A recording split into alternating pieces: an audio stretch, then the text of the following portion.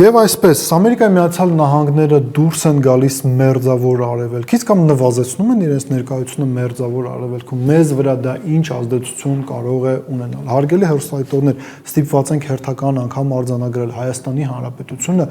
չի ապրում, չի գոյատևում վակուումում, եւ քանի դեռ այստեղ ներհայաստանյան գործընթացների շրջանակներում հասարակությանը փորձում են հրամցնել տարբեր քաղաքական թատրոններ, փորձում են ներազգային ատելություն սերմանել արդեն այլ սկզբունքներից ելնելով, հիշում եք, սկզբից ասում են սևեր, սպիտակներ, ղարաբաղցիներ, հայաստանցիներ, հիմա էլ փորձում են մեզ բաժանել հետևյալ համատեքստում՝ դու սատարում ես հայ առաքելական եկեղեցուն, թե դու դեմ ես հայ առաքելական եկեղեցուն։ Հիմա այս գործընթացները քանի տեղի են ունենում աշխարհում, չեն սպասում մինչև մենք որոշենք, հոգևորականների կուսակրոնության հարցը ով պետք է քննի, աշխարհում գործընթացներ են տեղի ունենում, որոնք կարող են ուղիղ ազդեցություն ունենալ մեր տարածաշրջանի վրա, Հայաստանի Հանրապետության վրա, մեր անվտանգության վրա։ Հարգելի հեռուստադիտողներ, Ալֆան տարբեր ֆորմատներ ունի եւ մեր հարգելի Արփինեի հետ դեռևս 2024 թվականի նախաշեմին քննարկում էինք, թե համաշխարհային զարգացումները ինչ ուղղությամբ կարող են գնալ եւ դեռևս 24 թվականին խոսում ենք այն մասին, որ Ամերիկայի Միացյալ Նահանգները ելնելով նաեւ տնտեսական խնդիրներից ստիպված է լինելու հրաժարվել համաշխարհային ժանդարմի իր կարգավիճակից եւ կենտրոնացնելու է իր ուշադրությունը, իր ռեսուրսները քաղաքական, տնտեսական, ռազմական Չինաստանին զսպելու ուղղությամբ եւ այն գործընթացները, որոնք հիմա տեղի են ունենում, հենց սրա մասին են։ Եկեք մի փոքր ավելի մանրամասն փորձենք դա վերլուծել։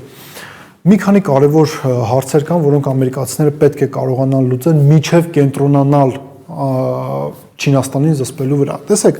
Ամերիկայի Միացյալ Նահանգների նախագահ Դոնալդ Տրամպը նախորդին հարցազրույց է տալիս եւ արձանագրում է հետեւյալը, որ ճիշտ է Ռուսաստանի եւ Ուկրաինայի միջև բանակցություններում կար որոշակի առաջընթաց, բայց ուկրաինացիները ռմբակոծեցին այն, ինչը չէր կարելի ռմբակոծել, խոսքը վերաբերում է Ռուսաստանի ռազմավարական ստրատեգիական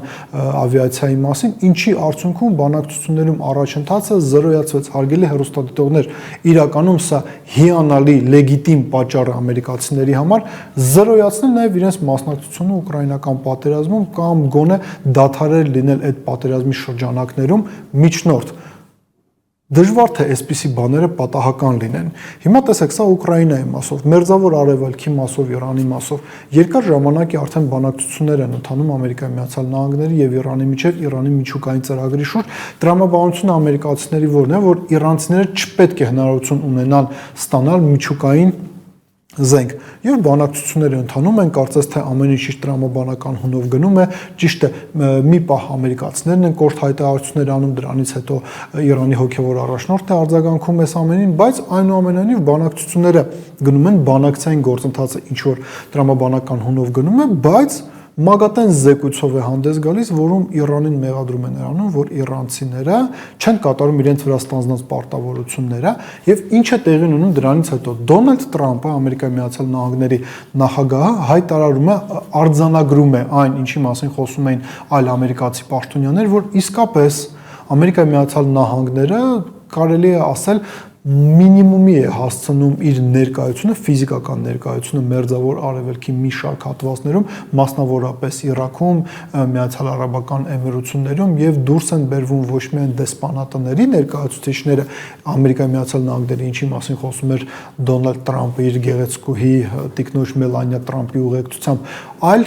նաեւ արձանագրում էին հետեւյալը, որ Ամերիկայի Միացյալ Նահանգների ռազմական ներկայությունը նվազում է, հետեւյալ համատեքստում զինվորականների ընտանիքների անդամները պետք է լքեն մերձավոր արևելքը եւ Իրանի եւ Ամերիկայի Միացյալ Նահանգների նախագահը դա բացատրում է նրանով, որ այքան էլ խաղաղ չէ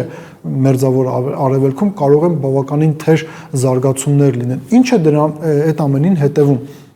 Իրանի Իսլամական Հանրապետության կոշտ արձագանքը նախ երեք արդեն կային տեղեկություններ, որ Իրաքի որոշ հատվածներում իրենք GPS-ի խլացում էին իրականացրել, խոսքը վերաբերում է Իրանի Իսլամական Հանրապետության մասին։ Իրանի Իսլամական Հանրապետության պաշտպանության նախարարը ասաց, որ եթե Իրանի վրա հարձակում լինի, ապա իրենք էլ հարձակվելու են Ամերիկայի Միացյալ Նահանգների բոլոր ռազմաբազաների վրա, որոնք գտնվում են տարածաշրջանում։ Եվս մի կարևոր իրադարձություն տեղի ունեցավ,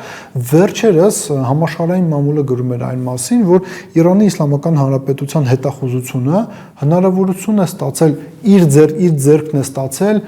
Իսրայելի միջուկային ծրագրի մասին փաստաթղթեր եւ երեկոյան Իրանի մեր բարեկամները հրապարակեցին փաստաթուղթ, որը վերաբերվում է արդեն Իսրայելի միջուկային ծրագրի մասին եւ իրենք խոսում էին այդ հրապարակված փաստաթղթերից մենք իմանում ենք հետեւյալի մասին, որ փաստորեն ՄԱԳԱՏԷ-ն իր գործողությունները համաձայնեցնում է Իսրայելի իշխանությունների հետ, այսինքն շատ անկեղծ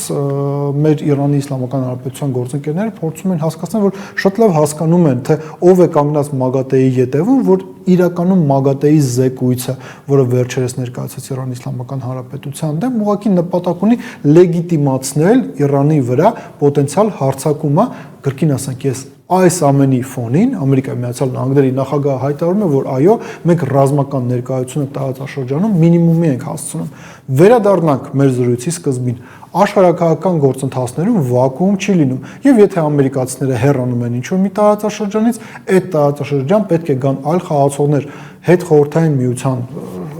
տարածքի վերաբերյալ կարող եք նշել հետեւյալը, որ այնտեղից որտեղից հեռանալու են ամերիկացիները, կա շատ մեծ հավանականություն, որ գալու են Ռուսաստանի Դաշնության ներկայացուցիչները, դա Ռուսաստանի Դաշնության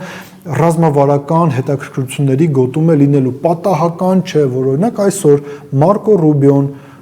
անձամբ փաստացի շնորհավորել է ռուս ժողովրդին Ռուսաստանի օրվա կապակցությամբ եւ նաեւ նշել է հետեւյալը, որ ամերիկացիները նպատակ ունեն ոչ միայն զարգացնել Ռուսաստանի Դաշնության ժողովրդավարությունը կամ տնտեսական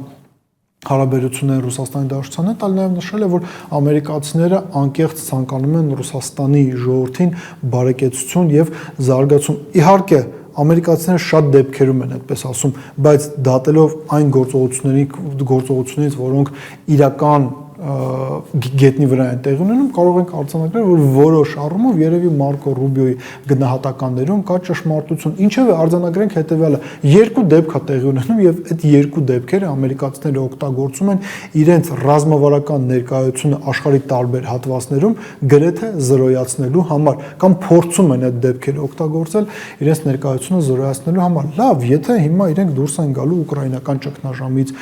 մինիմումի են հասցնելու իրենց ներկայությունը մերձավոր արևելքում, Հայաստանի մասով ինչ որոշում կա, Հարավային Կովկասի մասով ինչ որոշում կա։ Այստեղ եկեք հիշենք ինչ էր ասում Արարատ Միրզոյանը, որը վերջերս վերհիշել էր այն, թե ինչպես էր նա Էնթոնի Բլինկենի հետ